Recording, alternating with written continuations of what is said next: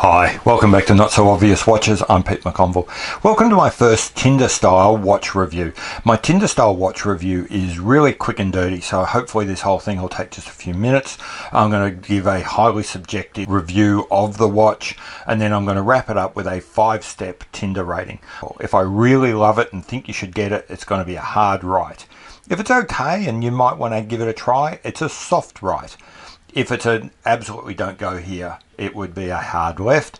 If it's a probably not, but you know what, you might differ, soft left. And if it's a I have absolutely no idea, it's a coin toss, and I'll just call it a coin toss. So with no further ado, let's kick into the first one. Today I'm going to do my first ever Watch Tinder review on my latest watch, which is the Glycine Combat Sub 48 Bronze. Okay, so first off, it's from Glycine, which is a respected entry-level Swiss brand, but there'll be a little bit more on this later. The reference is GLO200 if you're interested, and it's current year as of right now. As far as style and shape goes, it's a fairly generic sub-homage diver. From a wearability point of view, now I've got the 48. And I'm going to talk about the 48 a bit, but I will also look at some of the other sizes and materials as we go. And to be absolutely honest, I've done a whole other video, which I'll link to below, saying whatever you do, don't buy the 48 unless you really want to. But for completeness, let's run through this. In terms of sizes, 48mm in diameter, 57mm lug to lug, and only 12.5mm thick, so actually quite thin considering the size of the watch. 24mm lugs, so basically it's clownnishly big, and buy the 42 if you have to. Materials: bronze case, sapphire glass, alloy bezel, super luminova on the hands. What else do you need to know? Movement, ETA 2824 variant, again perfectly good, nothing more to worry about. Now let's talk about the mandatory watch stuff. Usability. Functions, it's got a time and a date, and it seems to tell both. Legibility, it's okay, but not brilliant for a diver. The indices are great, the colours are nice, but you know, the minute hand's too thin and it can be tricky to tell exactly what the time is at a glance.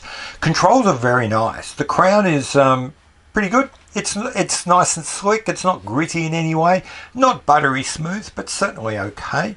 The bezel is actually excellent. It's lovely, crisp and clean. There's no play at all. It was surprisingly good. In terms of robustness, well, it's a diver, so it can't be too bad, surely. 200 meters, which is okay, not groundbreaking. Material strength, it's bronze, and it's sapphire, so it's probably going to last the distance. Shock resistance and anti-magnetism, I'm assuming there is some of both, so that's okay. Accuracy, it's a 28-24 air to movement. Unless you've got a busted one, it'll be fine. Okay. So what about the stuff that's really important? Like, how cool is this watch? First off, let's look at the looks. Overall, it's pretty good. The case design's pretty generic. The finishing's simple. There's nothing complex, and there's no flourishes in any of this. But hey, it's a stonking great piece of bronze, and it's going to stand out. It's going to be so cool as it ages. The blue dial and the big lume-filled indices are also really nice, and they elevate what's otherwise a pretty workmanlike design and make it a bit of a conversation piece. Size is an issue. I haven't got a 42mm here, and I can't do a direct comparison, but I've spent a lot of time looking at various pictures and comparing it. And it looks to me like they didn't quite get the proportions moving from the 42 to the 48 right. Something about the bezel, band, dial, text proportions just isn't quite right. So generally, from a pure looks point of view, coherence point of view, the 42 is a better choice. Who can tell? Oh, one thing I really should say, the band is absolutely awful. I can't show you one because it was so horrible. I've just thrown it away, and it's in here somewhere and I can't find it. Somehow they took what's perfectly acceptable and normal and they've made it feel like cheap-ass plastic. So it's just disgusting. Okay. Shrink this, put it in steel, and it's just another sub entry-level Swiss diver. Worthy enough, but hardly special. But at 48mm and bronze, this ship anchor becomes the starting point for many a conversation. With what the hell is that, and are you serious? But at the end of the day, it's still a thing that people want to talk about, and that's only going to grow as the patina sets in and you start getting that sort of that wonderful nautical feel coming through. Look, we're relying a lot on the bronze and the size to do a lot of the heavy lifting here, but hey, it's a bronze watch. That's what's going to happen. Finally, right now, the Glycine brand itself is cool enough. It's got a lot of cred, particularly with the Airman, and the Combat Sub kind of carries enough of that as well with it. But I'm not sure on what the outlook is for Glycine. It's been taken over by Invicta, and that's bad enough. But you can start to see some of the Invicta sort of almost deceptive marketing coming through. Suddenly, I'm being told by parts of the internet that this watch has a $2,700 US MSRP, and that's just not right. That's in a world where you can get a bronze Oris Big Crown for $1,700 US. You will never convince me that someone with a straight face is going to try and sell me this watch for $2,700.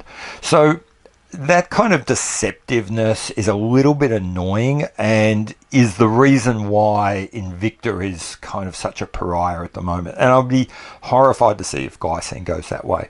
On the other hand, buy this one now and perhaps 20 years from now you'll be saying, you know, and at least I bought the last good Glycine, so who can tell? Okay, so does this watch allow you to stand apart and perhaps above all the others in the Tinder crowd? Again, the design itself is pretty pedestrian, but what the hey, it's 48mm across and it's made in bronze. You're almost certainly going to be the only one at a party or a barbecue rocking one of these bad boys, so you're already going to be out there on your own. I've been saying don't buy the 48mm, but here's the rider. If you reckon you can pull it off, something this big has an appeal all of its own. Frankly, that's why I bought it. So if you really want to be that guy that stands out from everyone else, and if you're a girl rocking this watch, you will definitely stand out from everyone else. Go big or go home. Go the 48. So if you are buying the 48, you will automatically get entrance into a very exclusive club, possibly Population U, for not much money. Which, speaking about money, let's now talk about the price of admission. Before even that, let's talk about finding the nightclub this thing's in. It's actually getting harder. Invicta seems to be putting more of a rein on Glycine distribution. So I don't know if that's a good thing or a bad thing, but they do exist. And they're not they're not that hard to find. They're just not as prevalent as they used to be. Okay, the first thing I would say is remember what I said earlier about pricing strategies. Do not be fooled. Never pay retail for this watch. The retail price is a joke. If you do go to somewhere like eBay or Chrono24, you will see this watch, the 48 in bronze, going for around about $1,200 US.